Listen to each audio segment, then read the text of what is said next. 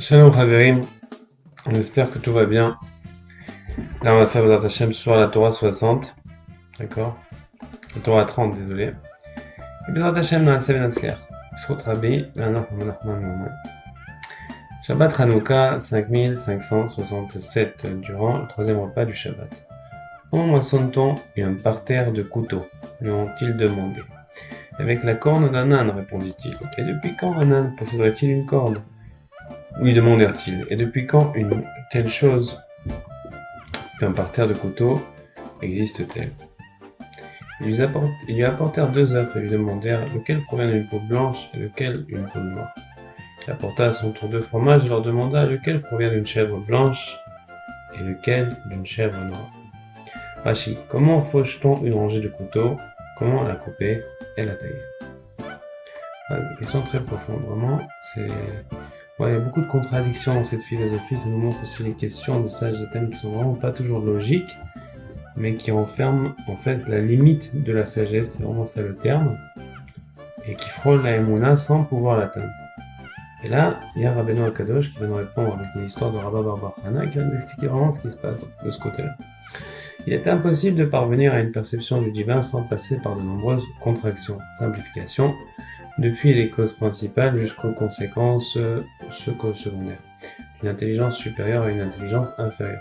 Nous pouvons constater qu'empiriquement, que l'on ne peut saisir un concept élevé sans qu'il soit habillé de concepts inférieurs.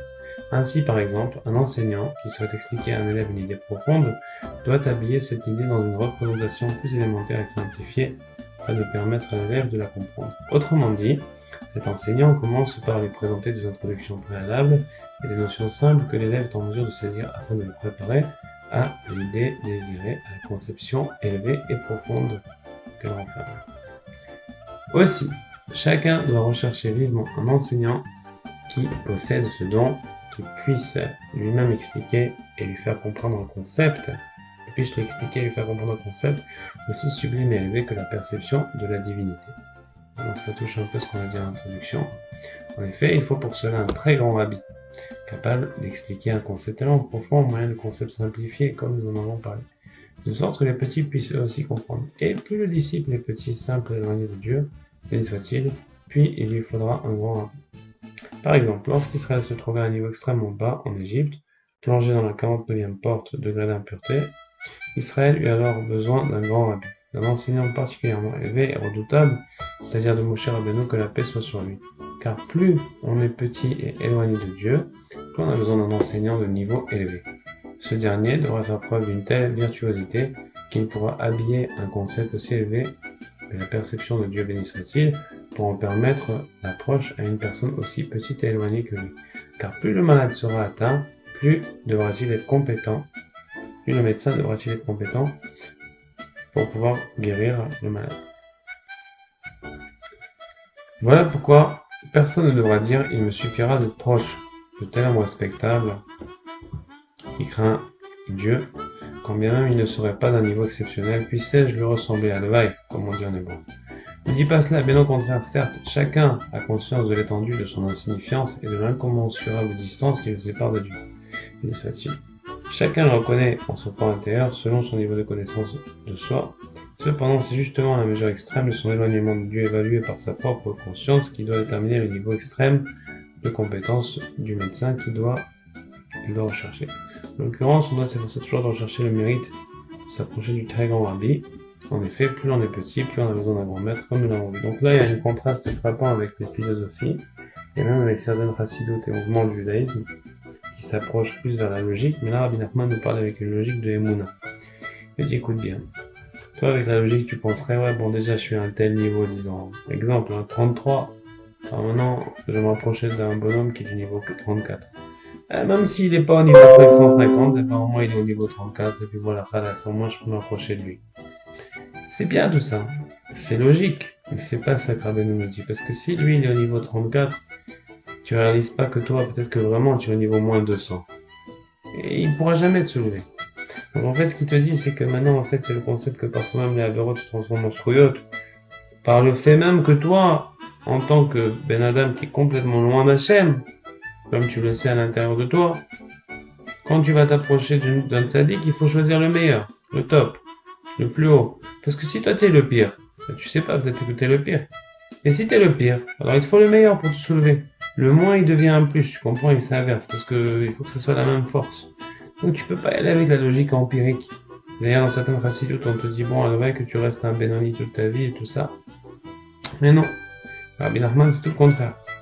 Tu as dit, tu es complètement paumé, ben moi je vais te rendre le meilleur. Si tu mets l'effort, tu peux devenir aussi grand que moi. Comme ça, il a dit Rabbeinu. Et aussi dit, ne va pas avec ta logique à deux balles là de dire, tu sais quoi, tu es à un niveau comme ça, ben rapproche-toi d'un mec un peu plus fort que toi, et pourquoi tu vas chercher le meilleur, ça servira à rien. Ne pense pas comme ça parce que c'est faux. Au niveau de la Torah, c'est pas comme ça qu'on pense. Tu es en moins 200, il faut chercher plus 1500. Pas plus, un peu plus que toi. Faut chercher le meilleur, le top, l'inverse de toi, mais genre 3 fois mieux. C'est ça un peu la même. Ça va contre la logique de base, contre les sages d'Athènes. On est avant Hanouka et on comprend plus.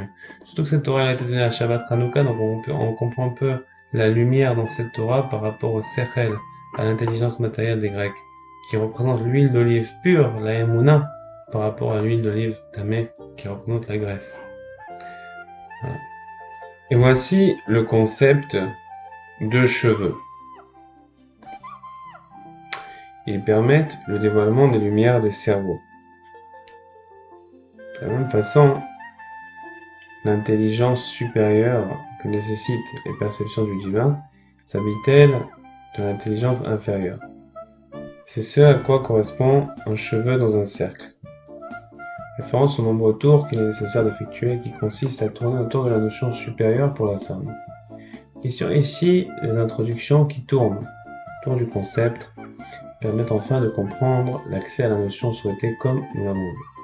Mais l'essentiel reste la notion visée. Nous allons trouver un exemple dans les paroles de mon maître de mémoire béni. Il ont entouré avec des lois jusqu'au moment où ils sont arrivés sur le sujet de la rivale de la fille.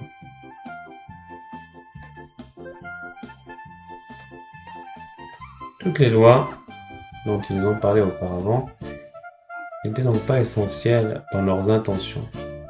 Ils ne servaient que de stratagème et d'introduction pour parvenir à la question litigieuse de la rivale de la fille qu'ils souhaitaient véritablement aborder. Telle est la notion de cheveux noirs, qui coïncide avec je suis noir et belle, mais fait pour bien voir, le noir de l'œil, la pupille, concentre l'image visible et la contracte de façon à permettre une meilleure vision. Ainsi, par un processus semblable, l'intelligence inférieure correspond à la notion de noir, en ce sens qu'elle se contracte en elle-même. La belle est la beauté de l'intelligence supérieure, qui est ainsi filtrée par le niveau inférieur, je suis noir, le niveau inférieur mais belle, car je reflète le niveau supérieur. En outre, ces cheveux, ces harot, correspondent à la mesure shiura des lettres de la Torah, car les commandements expriment la sagesse du Créateur béni soit son nom, et chacun des commandements possède des mesures définies et des limites. C'est par exemple la sagesse divine qui a déterminé la manière exacte d'accomplir tel commandement, et c'est également selon la sagesse divine que tel autre commandement doit être pratiqué. Chacun des commandements possède ainsi des lettres, des mots et des modalités qui constituent des mesures et des limites, dans lesquelles s'est contractée la sagesse de Dieu, béni soit-il. C'est cela la notion d'habillement de l'intelligence supérieure dans l'intelligence inférieure, donnant le mérite de percevoir la divinité, comme nous l'avons vu plus haut. Et cette notion est évoquée dans le commentaire sur la bénédiction d'Abraham qui fut béni en tout Bakol. Abraham avait une fille, Bat, dont le nom était Bakol. Bat correspond à Bat Aïn, pupille de l'œil. Autrement dit, c'est le noir de l'œil lié à la notion de noir dont nous avons parlé, qui contracte des limites et englobe l'ensemble des grandes choses qui se présentent à elle. Par exemple, une grande montagne exposée devant la pupille, qui est le nord de l'œil, toute cette montagne se retrouve englobée à l'intérieur de la pupille qui la contemple, car le noir de l'œil contracte toutes les grandes choses qui se retrouvent contenues en lui et que l'on peut ainsi voir en lui. C'est de cette manière que l'on peut contempler et percevoir la chose que l'on voit. Dans le même ordre d'idées, l'intelligence inférieure rétrécit et délimite le grand intellect, concept supérieur, qui se retrouve inclus en elle. Elle permet donc de percevoir, de comprendre et de saisir le grand intellect supérieur, comme nous l'avons indiqué plus haut. Et cela renvoie également à Moshe lors de la vision du buisson ardent. Il lui apparut dans un jet, là-bas de feu, car Dieu, béni soit-il, voulut habiller en sa faveur pour Moshe des perceptions divines. Il les habilla pour lui selon le principe de Bat Aïn dont nous avons parlé. Et cela correspond également à une fille née en premier, est un bon signe pour les garçons à venir. Une fille née en premier fait référence à l'intelligence inférieure qui constitue un préambule et une introduction à l'intelligence supérieure. Voici la notion de bon signe pour les garçons. Le garçon correspond à l'intelligence supérieure. Nos maîtres de mémoire bénis ont précisé « Ramène de loin, mes garçons, et les confins de la terre, mes filles. Ramène mes garçons, il s'agit des exilés de Babylone, ceux dont la connaissance est établie comme celle des garçons, car comme les exilés de Babel, leurs connaissances sont solides et structurées. Mes filles, il s'agit des juifs exilés dans les autres contrées, dont la connaissance est plus aléatoire, moins ferme, plus instable, comme celle des filles. On déduit que les garçons correspondent à la notion de connaissance établie, comme la grande intelligence supérieure que nous avons décrite plus haut, qui est perçue grâce à des introductions qui, elles, correspondent à l'intelligence inférieure. Quel est le sens de une fille en premier, qui représente l'intelligence inférieure? Elle, une fille, est un bon signe pour les garçons, car cette intelligence inférieure permet de saisir l'intelligence supérieure associée à la notion de garçon. Le bon signe s'appelle ainsi car c'est en lui, en intelligence inférieure, que l'intelligence supérieure se trouve désignée et délimitée, comme pour la mesure des lettres de la Torah, ce qui correspond à je suis noir et belle, comme nous l'avons expliqué. Mais on ne peut parvenir à cette intelligence inférieure que si l'on déteste le profit.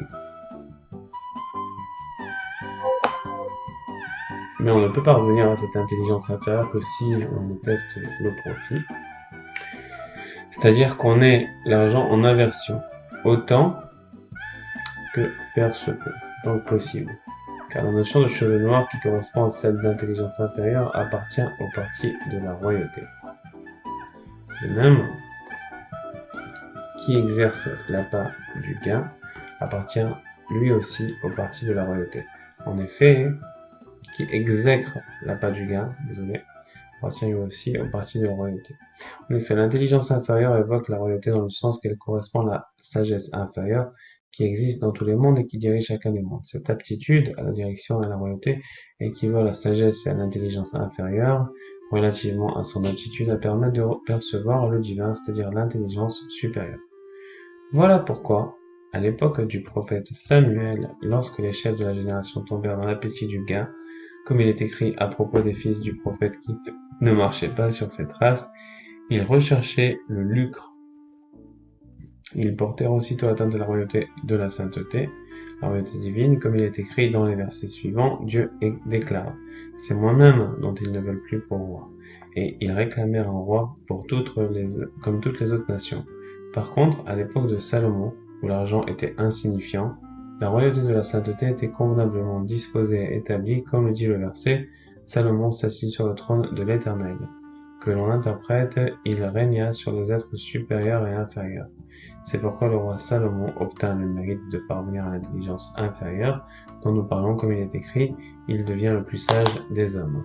Et la sagesse de Salomon était plus abondante que celle de tous les orientaux, car cette intelligence relève de la royauté comme nous l'avons vu plus haut.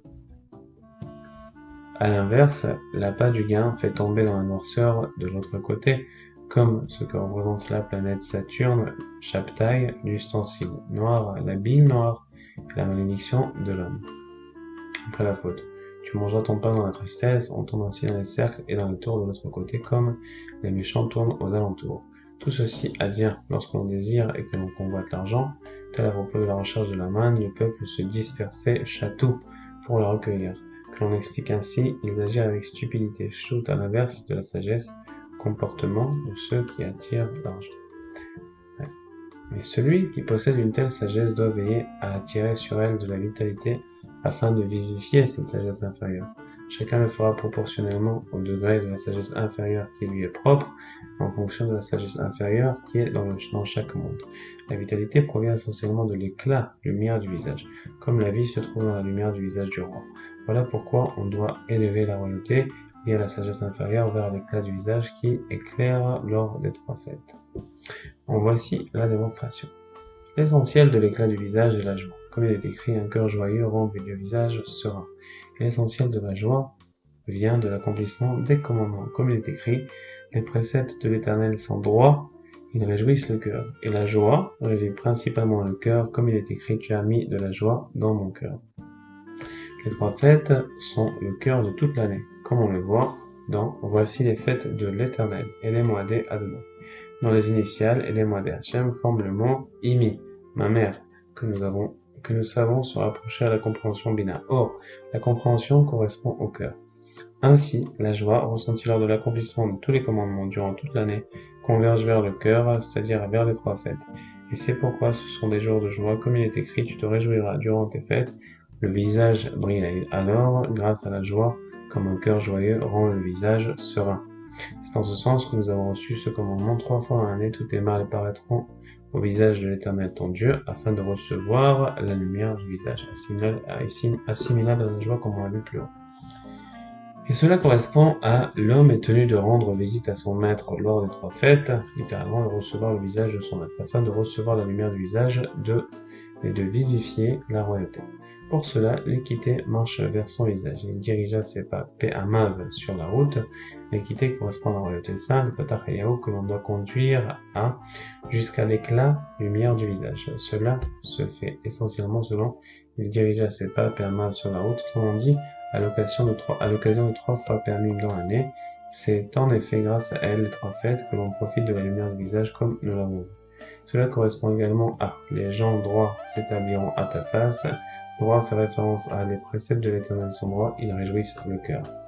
Ils établissent ainsi la lumière du visage, l'arrangent et lui permettent de briller comme nous l'avons vu. Mais parfois, à Dieu ne plaise, certains aspects de la royauté sainte, aspects de la sagesse inférieure, sombrent dans l'exil des 4 royaumes.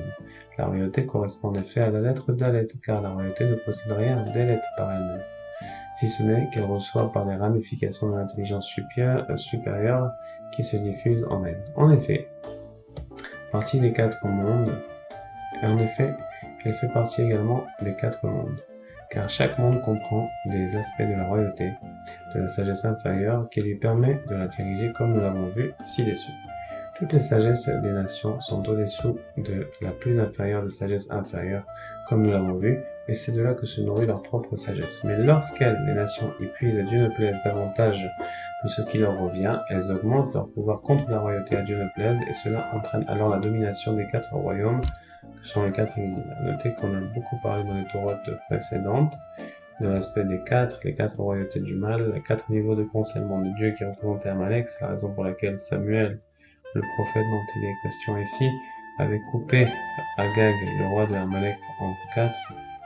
Donc c'est vraiment lié avec ce qu'on parle maintenant. Qui pourra supporter le son puissant des cris et des hurlements, comme la royauté et la sagesse inférieure? Chut, à Dieu ne plaise. Chut parmi les nations, à Dieu ne plaise. Il s'agit du cri du souverain, éclatant parmi les sots. C'est-à-dire du cri qui retentit lorsque l'autorité, la royauté et la sagesse inférieure tombent parmi les sots. Les sots prétendent à la sagesse. Voilà pourquoi ils désirent puiser et absorber la sagesse véritable, la sagesse inférieure dont nous parlons, pour l'intégrer dans leurs sciences qui ne sont véritablement que des sottises, comme les sages des Grecs, qui apparemment paraissaient sages mais étaient des grands sots. Et comme les Allemands, qui paraissaient des grands savants mais qui étaient pires que des chiens, comme on l'a vu lors de la Deuxième Guerre mondiale, que Dieu nous en préserve. Il existe également un cri plus perçant encore que le précédent. Il s'agit, si on peut dire, du cri de Dieu lui-même. Béni soit-il. Ça, on peut dire que pendant la Shoah, je suis certain que beaucoup ont entendu le cri de Dieu lui-même, si on peut s'exprimer ainsi. Comme l'évoque, il pousse de violents rugissements pour le lieu de sa résidence. Pour pleurer sa compagne, sa référence à la royauté déchue dans l'exil des 4 royaumes, qui culmine avec Amalek. Il faut donc veiller à sectionner, séparer des 4 exils, ces aspects de la royauté dont nous avons parlé, afin de la faire remonter à sa place, la royauté sainte. L'essentiel de son élévation s'effectue par la bonté, comme le révèle verset suivant, évoquant le roi Hiskiaou, dont le trône était affermi par les nombreux actes de bonté qu'il a accomplis. Un trône sera affermi par la bonté, et moissonné selon la bonté. Autrement dit, au moyen de la bonté, on peut moissonner et couper le dalet, qui correspond à la royauté. On sépare 2 des 4 royaumes de la royauté, et on élève la lumière du visage. Abraham était un homme de bonté, s'efforçant constamment de faire le bien, précisément dans l'intention d'élever, d'extraire de la dimension de royauté. C'est pourquoi Abraham poursuivit les 4 rois pour les vaincre, car il représentait les 4 royaumes de l'autre côté. Abraham détestait le profit, l'argent de Sodome le répugnait, comme il est écrit lors de son entretien avec le roi de Sodome qu'il vient de libérer les 4 rois. Fût-ce un fil, fût-ce le lacet d'une sandale, je ne prendrai rien de ce qui est à toi. Que tu ne dises pas, c'est moi qui a enrichi Abraham. De plus, Abraham institua la prière du matin, Shacharit, au sens de noirceur, Shacharout. Comme Shachor, noir, nous avons expliqué plus haut que la dimension d'intelligence inférieure, de sagesse inférieure et de noirceur peut être corrigée par le mérite de celui qui déteste le profit. C'est pour cette raison que d'Abraham sortirent Yitzhak, Ishmaël, Yaakov et Esav, de même que la Torah parle de 4 fils, un sage, un méchant, un intègre et un qui ne sait pas poser de questions. Ceci correspond aux 4 royaumes de la sainteté, comme on le sait. Yitzhak correspond au fils sage, car Yitzhak évoque le rire, tzrok, et la joie au sens de un fils sage fait la joie de son père. Esav, quant à lui, est le fils méchant. Yaakov est le fils intègre, ainsi qu'il est dit, et Yaakov était un homme intègre. Et Ishmaël correspond au fils qui ne sait pas poser de questions, car Ishmaël s'est repenti, comme l'enseigne nos maîtres de mémoire bénis. En effet, l'aspect essentiel du repentir consiste à ne pas savoir et à demander, c'est-à-dire à se repentir et à demander l'expiation à Dieu, béni soit-il, pour ceux, les fautes qui est inconnu, pour les fautes inconnues. C'est là que se trouve l'essentiel du repentir, comme les propos du roi David sur les ennemis nombreux. Ce que je n'ai pas volé, je le rendrai. C'est ce que représente Abraham institua la prière du matin, Shacharit. Shacharit a pour acronyme Chacham, sage, Racha, méchant, Tam, intègre, She'eno Yodea, qui ne sait pas, référence aux 4 royautés évoquées plus haut. Et c'est cela, Samuel Sanda Agag. Donc, comme on avait parlé plusieurs fois dans les tours précédentes, Samuel fit exécuter Agag, le roi d'Amalek, le coupant en 4, car Agag contient en lui les 4 royautés de l'autre côté. Comme il est écrit, Amalek était le premier des peuples. Le premier ou bien le dominant des peuples. C'est aussi une autre manière de traduire. Réchit, Goïm, Amalek, à la tête des peuples, à la tête du royaume du mal.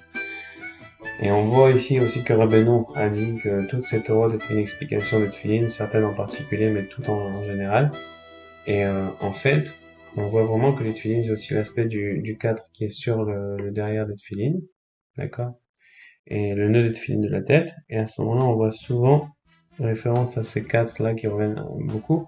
Et je pense aussi que c'est pour ça que quand Rabbi Israël nous dit que Nachman, qui est le shir simple, double, triple et quadruple, Pashut, Kaful, Meshulash, Shomer, Uba, l'aspect des 4 comme le nom d'Hachem qui est à 4 Yud, Kei, Vav, Kei, est vraiment central dans la Torah Rabbeinu, et c'est pour ça que ce chant, c'est la racine de la Torah en général, et ça résume la Torah de Rabbeinu en une phrase. Tout ça, c'est des concepts très profonds, mais au fur et à mesure que vous lirez les Torahs de Rabbi Nachman, on les lira ensemble, vous allez voir à quel point toute cette apparente complexité et sagesse ne résume que dans l'unité simple, qui est le plus haut niveau de sainteté, qui représente Dieu lui-même, si on peut s'exprimer ainsi, Hashem Echad U'Shmo Echad, Shema Israël Adonai Eloheinu Adonai Echad, pour dire qu'Akadosh Baruch Hu est un, et cette unité commence par Aleph, les cieux et la terre, et finalement va terminer par 4, qui représentent les 4 points cardinaux où est-ce que s'étend la royauté de Dieu. Et la royauté elle-même est représentée par l'Aleph qui est pauvre et qui reçoit la lumière de toutes les autres sphères, et c'est la raison pour laquelle la royauté de Dieu culmine en 4. Pourquoi?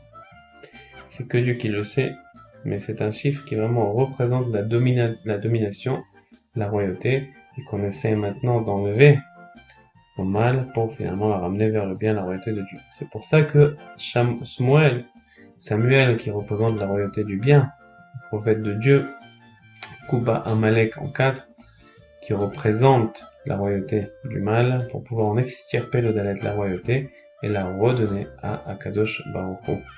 Ve'ne'emar ve'aya Adonai le'melech al kol haaretz v'yom ahu Adonai echad u'shmo echad. Et voici qu'en ce jour, Akadosh Baruch Hu sera le roi de toute la terre, et il sera un, et son nom sera un. très fort et ça résume un peu tout ce qu'on a dit. On continue ici avec voilà pourquoi. Je vais vous mettre à la page. Voilà pourquoi Rachi explique Sanda. Il l'a découpé en 4. Autrement dit, il a coupé et séparé la lettre d'Alet, qui correspond à la dimension de royauté de la sainteté qui ne possède rien d'elle-même, comme vu plus haut. Samuel a séparé le Dalet d'Aga, qui représente l'ensemble des 4 royautés de l'autre côté. Et Samuel a ainsi élevé la royauté sainte des 3 fêtes. C'est pourquoi il Sanda Vaishasef s'écrit avec les initiales de Shavuot, Sukkot et Pessah. En effet, l'essentiel de la vitalité de la royauté provient de la lumière du visage qui brille lors des 3 fêtes, comme nous l'avons vu. Et cela correspond à ce fut au retour de l'année. Au temps où sortent les rois, au retour Tchouva de l'année renvoie aux 3 fêtes qui constituent des jours de jugement et de repentir Teshuvah comme l'enseigne nos maîtres de mémoire béni. À Pessah a lieu le jugement pour les mensonges, à Shavuot, etc. Et c'est précisément le temps où les rois sortent, c'est-à-dire le moment où l'on a fait sortir la royauté sainte de l'exil des 4 royaumes pour l'élever vers la lumière du visage qui brille durant les 3 fêtes comme rappelé plus haut. Et c'est pourquoi il y a 4 dimensions pour chacune des 3 fêtes. La Pessah, c'est les 4 coupes de vin. À Shavuot, c'est la Mishnah dont l'enseignement était répété 4 fois. Comme nous enseigne nos sages, voici comment la Mishnah est présentée. À Sukkot, ce sont les 4 aspects. Enfin, on voit vraiment que dans toutes les fêtes, il y a un aspect de 4, comme on a mentionné plus haut. Et tous correspondent à la dimension du Dalet, donc 4, quatrième lettre, liée à la royauté dont nous avons parlé, que l'on doit élever vers la lumière du visage par l'intermédiaire des joies qui accompagnent la pratique des commandements qui se concentrent dans les fêtes, comme nous l'avons vu. Là, chers amis, on va continuer. L'essentiel du dévoilement de la bonté, grâce auquel on moissonne, on coupe et on sépare le Dalet des 4 exils des nations, comme nous l'avons vu plus haut, s'effectue au moyen de la remontrance. En effet, la sagesse se dévoile lorsqu'une personne ouvre la bouche pour faire des remontrances. La bonté se manifeste au travers de cette sagesse.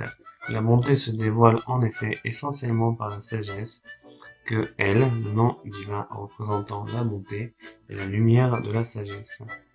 Il est écrit, par ailleurs, elle ouvre la bouche avec sagesse et l'enseigne de bonté sur ses lèvres. L'enseignement de bonté sur ses lèvres. C'est ce dont il s'agit dans que le juste me frappe par bonté et qu'il me réprimande. En d'autres termes, la remontrance permet le dévoilement de la bonté.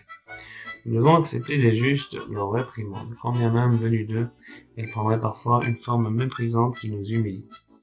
Nous devons pourtant accepter leur remontrance de façon à recevoir par elle la bonté comme nous l'avons montré.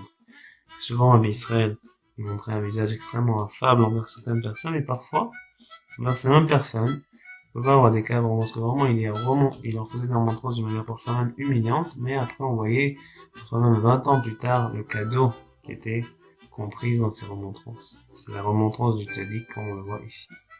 Même si cette réprimande s'effectue parfois de façon méprisante, nous devons les juger avec indulgence, les justes. Nul n'est en effet tenu responsable pour des paroles prononcées dans la peine, et les justes souffrent énormément à cause de nous. En effet, nous leur faisons endurer aux justes une grande souffrance, peine. Car même ce qui paraît être le bien pour nous est en réalité le mal pour les justes. Cela est comparable à l'enseignement de nos maîtres de mémoire bénis, tout le bien des méchants est mauvais pour les justes.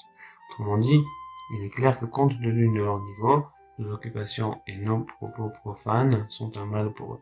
Mais leur niveau est tellement élevé que même le bien, c'est-à-dire la prière, qui à notre niveau nous paraît n'être que du bien, est également un mal pour les justes, comme il est écrit ma prière à leur déprimant, car notre prière les perturbe. En effet, toutes les confusions de l'esprit, toutes les perturbations et toutes les stupidités qui sont parfois nôtres sont attirées par notre prière.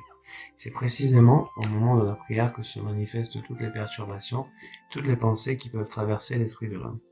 Tout s'exprime à ce moment précis. Lorsque l'on s'apprête à prier comme il est écrit, qui exprimera la puissance de l'Éternel fera entendre toutes ses louanges. Sa louange, Tehilato, renvoie à jusque dans ses anges, il constate des défaillances. Tahola, ou Tehala, ou Tahola, au sens de confusion et de perturbation. Ceux-ci se font entendre précisément au moment où l'on s'apprête à prier, à exprimer la puissance de l'Éternel. Cela se produit pour l'une des deux raisons suivantes. Soit ces confusions surgissent pour être rectifiées, en voyant que l'on prie avec ferveur comme il convient, elles viennent alors pour être corrigées, car c'est maintenant le moment propice pour être réparées. Elles renferment en effet des étincelles de sainteté qui requièrent réparation. Et cela s'explique également tout autrement par le fait que l'on n'est pas habilité à prier. Ces perturbations viennent alors distraire pour empêcher de prier. D'une manière ou d'une autre, c'est précisément au moment de la prière que toutes ces perturbations et toutes ces confusions surgissent en l'homme et se font entendre en lui. Pour cette raison, ces perturbations et ces confusions sont appelées défaillances, Taroula, dans la mesure où elles interviennent justement au moment de la prière et de la louange Tehillah comme nous l'avons vu. Et toutes ces prières accompagnées de toutes ces perturbations parviennent au juste dans la mesure où les justes possèdent une dimension messianique vers laquelle affluent toutes les prières pour être rectifiées. Nous trouvons ce concept dans En faveur de ma gloire, Tehillah dit, je scellerai Ertom, ma colère contre toi, qui suggère que toutes les louanges Tehilot parviennent à la dimension messianique représentée par le Ner Chotam, comme le souffle de nos narines, le Messie de l'Éternel. En effet, le Messie sera apte à exercer la justice grâce à son sens de l'odorat, comme l'ont expliqué nos sages de mémoire bénie. Il sentira dans la crainte de l'Éternel, c'est-à-dire dans les prières. Ces dernières correspondent à celles qui craint l'Éternel et digne de louange. En effet, il perçoit les prières de chacun, il hume et ressent en elles les spécificités de chacun, car toutes les confusions se retrouvent dans la prière comme nous l'avons expliqué. Il en résulte donc que les justes endurent les souffrances causées par nos prières, car ces dernières les troublent. C'est la raison pour laquelle il convient de recevoir de remontrances quand bien même elles nous offenseraient, comme nous l'avons dit. Pourtant, comment le juste peut-il réprimander chacun en particulier? Toutes les prières lui parviennent ensemble, c'est des gens intègres comme celles de ceux qui ne le sont pas. Comment peut-il distinguer que telle prière provient de ceux-ci ou de ceux-là, afin de leur faire des remontrances? En réalité, il le sait. C'est la qualité d'audace de la Torah de chacun en particulier qui lui indique si telle prière est convenable ou pas. En effet, il existe deux sortes d'audace. D'une part, l'audace de sainteté dans laquelle il est impossible de recevoir la Torah, l'audace de sainteté sans laquelle, il est impossible de recevoir la Torah, comme enseigne le sage de mémoire bénie, le timide ne peut apprendre. Et pourquoi la Torah a-t-elle été donnée à Israël? Parce qu'il est audacieux. Ou encore, soit audacieux comme le tigre. C'est pourquoi la Torah est appelée force, comme il est écrit, l'Éternel donne la force à son peuple, selon le commentaire de Rashi. En effet, il est impossible de parvenir à la Torah sans faire preuve d'audace et de sainteté. À l'inverse, en parallèle à cette audace de sainteté, il y a l'effronterie de l'autre côté de sang issus d'autres enseignements qui composent leur doctrine de la dimension idole, Pessilim. Dans ce cas, les ancêtres de celui qui fait preuve d'effronterie, ce sont certains Les ancêtres de celui qui fait preuve d'effronterie ne se sont certainement pas tenus sur le mont Sinaï, et celui-ci, l'effronté, possède une Torah de l'autre côté, nommée Idole, Pessilim, qui est à l'opposé de notre sainte Torah, qui est de l'ordre de taille, Pessol, pour toi. Grave, comme taillé, gravé sur une pierre, Pessol, pour toi. En effet, la Torah est elle aussi appelée Pessol, résidu, en référence au monde futur. Le sage enseigne à son sujet, la lumière si précieuse en ce monde deviendra insignifiante et dérisoire dans le monde futur. Il s'agit de la notion de résidu, comparée à la mousse d'un plat cuit, légère, négligeable et qui flotte en surface. Mais la Torah de celui l'effronté est considérée comme résidu, même dans ce monde-ci. C'est pourquoi cette doctrine s'appelle idole Pessilim. Comme il est écrit, le deuxième des 10 commandements, tu ne te feras pas d'idole Pessel. Quiconque est doté de leur effronterie, qui provient de l'autre côté, reçoit leur Torah du côté des idoles, comme nous l'avons expliqué. Ainsi, l'audace, qu'il, le juste, distingue chez chacun en particulier, selon ses particularités, s'il dispose d'une audace de sainteté ou du contraire, permet au juste de savoir si la prière de l'un ou de l'autre était convenable ou le contraire. En effet, la prière s'effectue également par audace, qu'il est impossible de se tenir en prière devant Dieu, béni soit-il, autrement que par effronterie. Chacun se représente en son cœur la grandeur du Créateur, comme il est écrit, son époux est considéré aux portes Sheharim, et que l'on exprime chacun le connaît selon ce qu'il évalue Meshaer dans son cœur. La question se pose donc à chacun en fonction de la grandeur du Créateur, béni soit-il, que son cœur évalue, comment peut-on se tenir en prière devant lui. A fortiori, lorsqu'il s'agit de prières qui consiste en demande de miracles, à réclamer un bouleversement des systèmes établis, des lois déterminent ce qui est nécessaire. Chaque astre, chaque constellation agit selon ses règles telles que le Créateur, béni soit-il, l'a établi de manière immuable pour qu'il fonctionne de telle ou telle manière. Et celui-ci vient dans sa prière et entend bouleverser les systèmes établis et opérer des miracles. C'est la raison pour laquelle, au moment de la prière, on doit se débarrasser de la honte, comme il est écrit, nos ancêtres ont cru en toi, ils ont cru sans avoir honte. En effet, la honte lucide que l'on ressent face à Dieu rend inconcevable toute prière. Il faut donc faire preuve d'audace comme nous l'avons vu. Un certain type d'aveuglement, d'Igdusha. Mais c'est là où on voit que parfois l'aveuglement, ou même l'oubli, est un aspect très fort de l'audace, de sainteté. D'ailleurs, c'est le fait de fermer les yeux, cet aveugle, en fait, c'est ce fait de fermer les yeux, c'est un aspect de l'aveuglement, de l'oubli ou de l'inconscience qui nous permet de faire le Kriyat parce que qui pourrait déclarer que Dieu est un sauf celui qui ferme les yeux et qui oublie un peu la notion de ce monde. C'est-à-dire qu'en fait, si quelqu'un était parfaitement lucide devant la sainteté du Dieu, il pourrait pas ouvrir la bouche comme c'est marqué plus haut. Mais pour pouvoir faire le schéma, il faut fermer les yeux pour te dire, écoute, déjà, sors un peu de ta conscience, sors un peu de ton être, sors un peu de même ta lucidité de ton âme, ferme les yeux, ferme ton âme, ferme tout ce que tu as, et avance à l'aveuglette avec l'audace de sainteté pour proclamer que Dieu est un, puisque même si tu le comprends pas, tu le sais, donc c'est un aspect très profond et merveilleux. Cela correspond, tu es le Dieu Tout-Puissant, auteur des merveilles, tu as fait connaître ta force parmi les nations, ce qui signifie que Dieu béni soit-il réalise des merveilles grâce aux prières d'Israël. Il s'effectue grâce à l'audace, comme nous l'avons vu. C'est ainsi que Dieu a fait connaître aux nations l'audace de sainteté propre à Israël. En voyant les merveilles accomplies en ce monde grâce aux prières d'Israël, les autres nations réalisent combien est grande l'audace de sainteté d'Israël pour prier et accomplir de telles merveilles comme nous l'avons expliqué. Revenons au juste. Il distingue l'audace et la Torah de chacun en particulier. Ceci lui permet de reconnaître parmi tous celui de qui provient la prière qui l'a dérangé. Parce que parfois il y a des prières qui vont déranger le juste.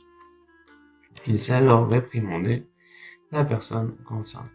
Et voici maintenant le sens de un parterre de couteaux. Il s'agit de la sagesse inférieure dont nous avons parlé, de l'ordre de la royauté, comme nous l'avons vu. C'est aussi parce qu'on dit que c'est une hache à couper. La sagesse inférieure, elle est aussi liée avec tout ce qui est utilisé dans les sciences, dans ce monde, les sciences techniques qui nous permettent d'arriver à l'informatique, à la physique, à la chimie, des choses comme ça pour créer des choses qui vont nous aider pour la parnassa ou autre chose. Donc ça reprend un petit peu l'aspect de la sagesse inférieure, même si ici on parle de niveau beaucoup plus haut même dans la sagesse inférieure, c'est quand même un aspect vraiment tachles. Et le couteau, mais notamment, c'est quand même l'aspect le plus bas, le couteau qui a permis de tuer Agag. C'est aussi la raison pour laquelle on dit que Mashiach viendra sur le dos d'un âne, et notamment Agabé Chamor, Agabé Chom, il viendra sur la matérialité, parce que c'est le niveau le plus bas de la Malchut. Malchut, c'est le Malchut le plus bas, qui nous permet d'extirper la royauté vers le plus haut, qui est l'aspect du Keter, la royauté de sainteté, qui va monter finalement au plus haut. C'est l'aspect, comme on a mentionné au début de cet enseignement, est-ce que le plus bas, finalement, parfois le pécheur du pécheur, en se rapprochant de Dieu, va faire le plus grand Kiddush Hashem, va se transformer en plus haut. Pourquoi? Parce qu'il aura, par son péché, en se repentant, il aura proclamé ainsi que si lui peut se repentir, tout le monde peut se repentir, et il aura par là proclamé que vraiment, Hachem est très très très très grand pour le recevoir Bitshuva, et que le tzaddik qui l'a aidé à être recevoir Bitshuva Bisruto est aussi très très très très grand. Donc ça fait un Kiddush Hashem extraordinaire, et c'est pour ça que le plus bas, finalement, les derniers sont les premiers. C'est un concept très très spécial qui vraiment touche à la foi, puisque c'est pas quelque chose qu'on peut expliquer avec la raison. C'est magnifique. C'est pour ça que la Torah de Rabbi Nachman est incroyable, parce que elle allie un genre de raison, mais qui est entièrement basé sur la foi, et c'est phénoménal. Il n'y a même pas de mots pour expliquer ce qu'on est en train d'apprendre, ce qu'on vient de dire maintenant. C'est vraiment extraordinaire. Il s'agit bien de l'étude de l'ordre de habitué et étais-je habitué. Au sens d'étude, comme le traduit le Targum Onkelos, ai-je jamais appris. Là, on voit également au glaive vengeur qui fait référence à la royauté comme nous l'avons dit. Un parterre, Rashi traduit une rangée, Aruga. Il s'agit le cri du souverain, etc. Comme il est écrit, comme la biche aspire Tarog au sens de cri avec regret. La biche correspond à la royauté Malchut Vorza. Comment moissonne-t-on? Rachi explique comment la coupe-t-on. Autrement dit, comment coupe-t-on et sépare-t-on la royauté afin de la sauver de ce cri si déçu? Il s'agit de, il l'a découpé Agag en 4 comme nous l'avons vu. Il le répondit avec la corne d'un âne. Ah, justement, on parlait d'un âne, c'est incroyable. C'est-à-dire au moyen de la remontrance par laquelle on dévoile la bonté. Et aussi, je dirais ici que c'est, voilà, c'est aussi par rapport à la matérialité qui va toucher le plus bas va toucher au plus haut. Et c'est aussi un aspect de bonté, parce que finalement, la bonté, c'est le plus riche qui donne au plus pauvre, c'est exactement lié avec ce qu'on a dit. C'est de cette manière que l'on fauche et que l'on coupe le dalet, référence à faucher selon la bonté, comme nous l'avons vu. Et la corne renvoie à la voix de celui qui réprimande, à la corne du chauffard, comme fait retentir ta voix comme le chauffard, et dire à mon peuple ses fautes, qui évoque la réprimande. Un âne fait allusion à Issachar est un âne osseux, qui se couche entre les collines, de l'ordre des enfants d'Issachar qui connaissent la compréhension des temps. En effet, grâce aux remontrances, on élève la royauté vers les 3 fêtes qui sont de l'ordre de la compréhension des temps. Ils lui apportèrent 2 œufs, B.E., au sens de la prière et de la supplication Baruta, qui correspondent aux 2 aspects de la prière. Ils demandèrent lequel provient d'une poule blanche et lequel provient d'une poule noire. Ils souhaitèrent lui demander, tu affirmes que la remontance permet d'élever la royauté comme nous l'avons vu, mais comment peut-on réprimander alors que les prières parviennent ensemble? Comment le juste peut-il réprimander chacun selon sa prière alors qu'il ne peut pas savoir laquelle des prières provient de l'homme intègre et laquelle provient de celui qui ne l'est pas? Telle est la signification de lequel provient d'une poule blanche et lequel d'une poule noire, quelle prière provient de l'homme vertueux ou pas. On l'inverse. Il leur apporta 2 fromages. Fait allusion à comme le fromage tu m'as affermi. Takpieni. Cela fait référence aux 2 Torahs mentionnés plus haut, toutes 2 de l'ordre de la mousse cafouille légère, semblable au résidu, qu'on en taille pour toi 2 tables, et tu ne feras pas d'idole comme nous l'avons vu plus haut. Il leur demanda lequel provient d'une chèvre isée blanche et lequel d'une chèvre noire. Il s'agit de 2 formes d'audace, azout, rappelé plus haut, d'une part l'audace de sainteté et de l'autre l'audace de l'autre côté, dont sont issus les 2 Torahs dont nous avons parlé. C'est en fonction du type d'audace qu'il est possible de connaître la nature des prières, et c'est ainsi que le juste est en mesure de les réprimander, comme nous l'avons dit. Cette réprimande permet de couper et séparer la royauté et de sauver cette dernière du cri du souverain pour l'élever aux dimensions de la lumière du visage qui brille durant les fêtes, comme nous l'avons vu. Là, je sais pas si vous êtes vraiment conscient de ce qui se passe là, mais Rabbeinu Akadosh à l'époque, il préparait cette Torah, pas comme un texte genre qu'on prépare, et il priait à Hachem et ça lui venait du ciel, et en même temps il préparait avec l'intellect, mais on peut pas expliquer comment Rabbeinu préparait ses enseignements, mais en tous les cas, je sais pas si vous réalisez que là, Rabbi Nachman, à Shabbat Hanouka, il a dit cette Torah là, nous elle nous a pris 40 minutes à lire, et déjà c'est, Rabbeinu, il a dit tout ça, genre, de lui-même, et genre, avec tout, chaque chose qui s'emboîte parfaitement, comme un truc d'astrophysique le plus poussé au monde, et encore, c'est une insulte. Et pour dire, est-ce que vous réalisez un peu? Je sais pas, on prend pas assez de temps pour louer la Torah de Rabbeinu. Je crois que Rabbi Israël, c'était un chidouche dans ce domaine, et c'est pour ça que c'est l'essentiel. C'est ce que Rabbi Israël nous dit, c'est que, vraiment, il faisait constamment, il disait, est-ce que vous réalisez, il rigolait même, est-ce qu'on réalise qu'est-ce que c'est Rabbeinu? Même au-delà de tout ce qui est marqué dans cette Torah, genre, le contenu, il est super important, mais mis à part tout ça, vous réalisez un peu à qui on a affaire? Est-ce qu'on connaît quelqu'un qui a fait ça? Qui disait des choses comme ça? On a connu personne comme ça. Moi qui dis que même à l'époque de Rabbi Shimon Bar Yochai, avec tout la grandeur et le respect, et pourtant Rabbi Shimon faisait aussi des choses comme ça, mais même Rabbi Shimon puise de Rabbi Nachman, c'est ce qu'il dit lui-même. C'est pas moi qui le dis, c'est lui-même qui le dit, Rabbi Nachman lui-même qui le dit. Est-ce qu'on peut se rendre compte de ça? Ça, les amis, vous avez devant vous le tzaddik le plus grand de toute la création. C'est pas subjectivement, c'est objectif, c'est même dit, répertorié et marqué. Tzaddik est seul de l'âme, il n'y a pas comme Rabbeinu, on n'a jamais vu ça, jamais. C'est-à-dire que nos âmes, elles sont vieilles, elles sont venues ici plusieurs fois dans ce monde-ci, mais moi je vous dis, nos âmes, elles ont jamais vu ça. Et qu'on est comme des fous, on danse sur les camions et tout, la musique et tout, on commence à danser dans la rue, ça non plus, on n'a jamais vu ça. Moi j'ai jamais vu de ma vie des trucs comme ça, genre même à l'époque, j'aurais imaginé vous des chariots avec des chevaux, il y aurait genre toute une équipe, un orchestre, et genre tout le monde s'entend. Non, il n'y avait pas ça. Même à l'époque de Moshe Rabbeinu, il n'y avait pas de trucs pareils. C'est un truc de ouf. Ça veut dire que là, chaque Torah, c'est comme la Kriyat Souf devant vos yeux, mais genre à l'intérieur de la vie normale et tout. C'est comme si tu rentres dans une transe, dans une nouvelle dimension. Et j'ai déjà vu ça quand on fait la Fatsa parfois avec les Khaverim, mais bon, on va et on danse vraiment dans les rues ou dans les magasins ou dans les terrasses. Et les gens même nous invitent à le faire et parce que vraiment on est transporté dans une autre dimension. Et ça c'est un petit peu juste une démonstration de la lumière de Rabbeinu, genre Ketipa Minayam, comme un petit peu une goutte d'eau, mais le concept c'est que Rabbeinu il nous permet maintenant de voir vraiment comme le dévoilement de la Torah, même comme exactement comme le mont Sinaï, eh ben, il nous permet de le vivre à chaque instant en lisant cette Torah. Moi quand je lis ça je suis en extase. Bon je suis un peu fatigué là 11 heures du soir, c'est pas important. Mais je suis en extase de ouf. Ça veut dire que j'ai l'impression que je renais à chacun de ces Torahs. C'est un truc de magnifique. Je sais même pas comment on peut, je sais pas, c'est un truc de ouf.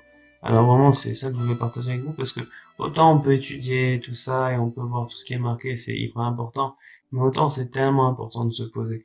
Mais je sais même pas c'est quoi mon rôle parce que bon, finalement, on faisait ça pour essayer d'accompagner le lecteur.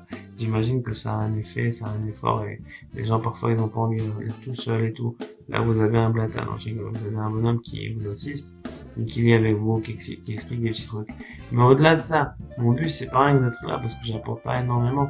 Le but c'est vraiment de motiver le lecteur, de lui faire comprendre à quel point, oh, tu réalises que maintenant c'est genre, tu poses devant toi, t'as un steak, t'as un bout de viande, tu dis bon, ça va, c'est un steak, hein.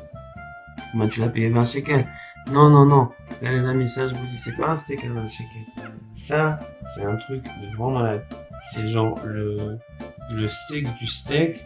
C'est genre la chose la plus chère que vous avez jamais mangé dans votre vie. Ça, c'est le steak 5 étoiles qui coûte 500 € la bouchée. Et plus, et plus, et plus. Donc, c'est ça mon rôle, en fait. C'est vous faire réaliser à quel point c'est un truc de ouf. Voilà. Avec mon jargon franco-canadien, banlieusard, parisien, je sais même pas d'où ça vient, mais voilà. Tarfokai, marocain, tunisien. Voilà. Avec un français algérien. Attention. Alors, Rabbeinu commença à dire cet enseignement à partir du verset, ce fut au terme des 2 années. Verset qui introduit le double songe de Pharaon.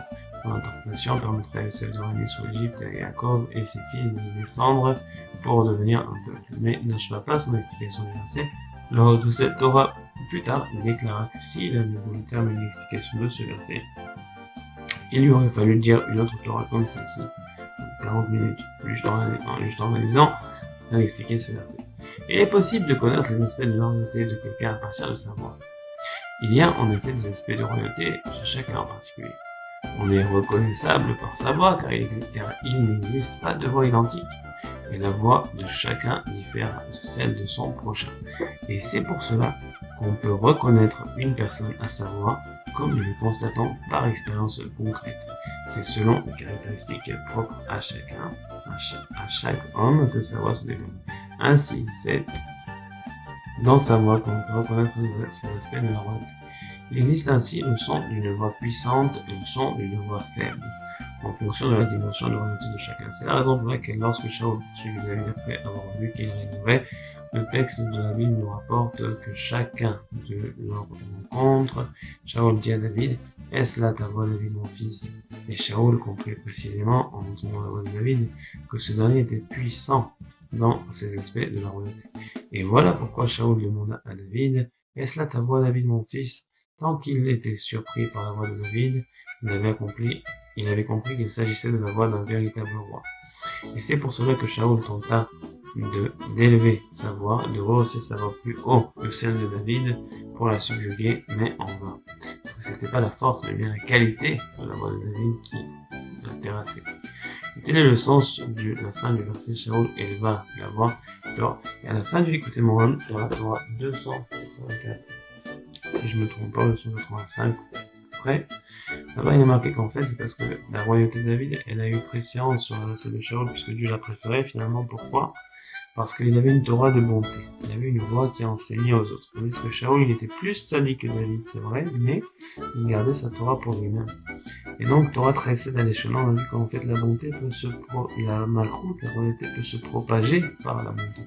C'est pour ça que l'attribut de royauté de David était supérieur, puisqu'il avait une bonté foncièrement en lui. Et ça a toujours un peu de double tranchant, parce que cette bonté, elle commence toujours un petit peu. Quand tu as la bonté en toi et pas la rigueur, c'est un clair dans la vie, je sais pas, pour beaucoup de gens qui peuvent s'identifier à ça ici. Surtout dans notre génération qui correspond un peu à ça. La génération qui va connaître ma chère, en fait. C'est une génération de bonté vraiment. C'est pour ça qu'il y a énormément de choses qui sont liées à la tribu de bonté, notamment, voilà. Et en fait, la règle que je voulais dire, c'est que quand quelqu'un il est bon, et ben souvent il commence sa vie en se faisant écraser. Et puis peu à peu, s'il continue et il perdure dans sa montée avec son attribut de foi, évidemment, eh ben il aura cette malchoute, cette réussite, cette influence qui va grandir. Parce qu'il ne la souhaite pas, cette influence. Lui, il souhaite donner. Pour pouvoir donner, il faut de l'influence, donc ça va venir de soi. Et conséquemment, par la rigueur, ben, comme on désire l'influence, parce que la rigueur, c'est aussi un genre c'est lié à la crainte. Et la crainte, on sait qu'on est influent, et donc on peut avoir un désir d'influencer, c'est marqué ailleurs.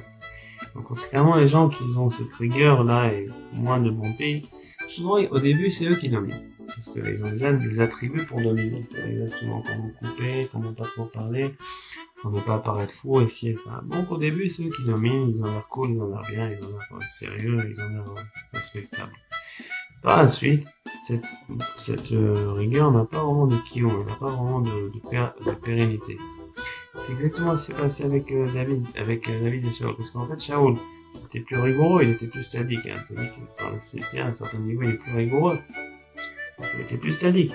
Et il a été élevé, et il a été choisi comme roi avant David. Mais, comme il n'avait pas sa prélude de bonté, éventuellement, il n'a nécessairement aucune pérennité à sa bonté. La raison pour laquelle Shaul il est un roi de sa descendance, on n'a pas eu deux. David, on dit que jamais la royauté ne quittera de son chef à lui, de sa descendance. Pourquoi? Parce que c'était une bonté pure, il voulait donner. Et en fait, je vous dirais, même si vous êtes parmi ces gens-là qui veulent donner et qui ont l'impression que voilà, bah, ça marche pas pour eux, eh ben, sachez que si vous voulez vraiment donner, que vous cherchez vraiment sincèrement à donner, ben, un jour ça marchera. Et Dieu vous donnera parce que le tzaddik, il veut vous donner. Le tzaddik, il vous remercie pour votre bonté. Le tzaddik, il aime votre bonté, mais il vous demande d'être audacieux quand même. Parfois, il faut être audacieux pour donner, pour faire. Et c'est important. Et que cette audace-là soit aussi importante que l'audace de ceux qui veulent dominer pour dominer. Et que cette audace-là soit aussi importante, mais pour donner. Et c'est pas toujours évident, parce que parfois on peut se mentir aussi à soi-même. Donc c'est pour ça qu'il faut aussi faire beaucoup d'illusions des doutes et de l'introspection, et toujours prier Hachem pour qu'il nous sauve de la fausseté. Et c'est que Dieu qui pourra nous donner ce règne vraiment d'appartenir au bien et pas au contraire, parce que si lui nous le donne pas, personne ne pourra nous le donner. Mais si on désire vraiment s'approcher du tzaddik et qu'on demande au tzaddik, Hachem, on dit à Kadosh Baruch Hu par le mérite du tzaddik et Kadosh, Nimtsapo Rabbi Nachman de Breslev, Rabbi Israël de Rodesser, par exemple. Alors, par leur mérite, et que j'ai le mérite, moi, d'être toujours dans la vérité et de pas être dans le mensonge.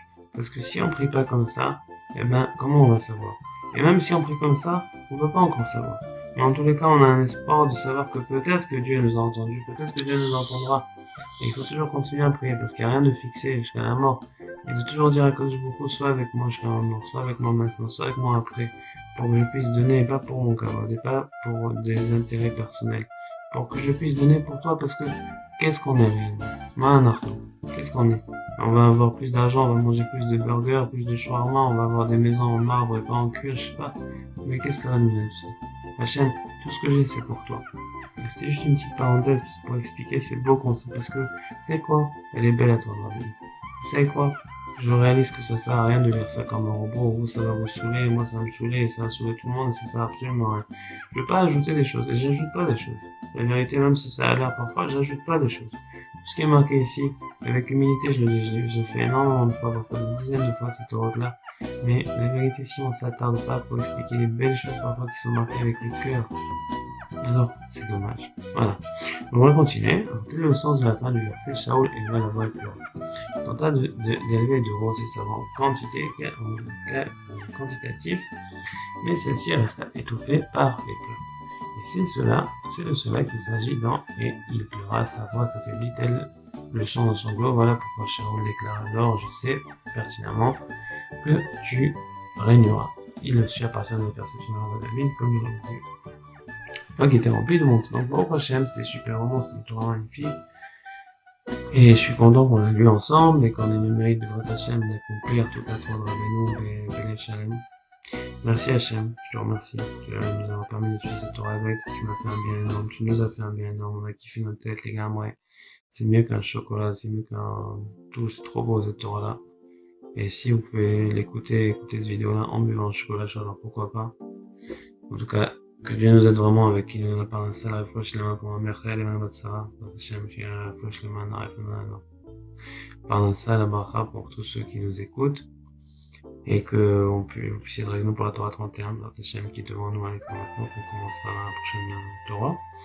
Et donnez-nous des commentaires, abonnez-vous à votre chaîne, apportez-nous du chizouk, et que Dieu nous bénisse à tous. Bisrout Rabbi, Nachman,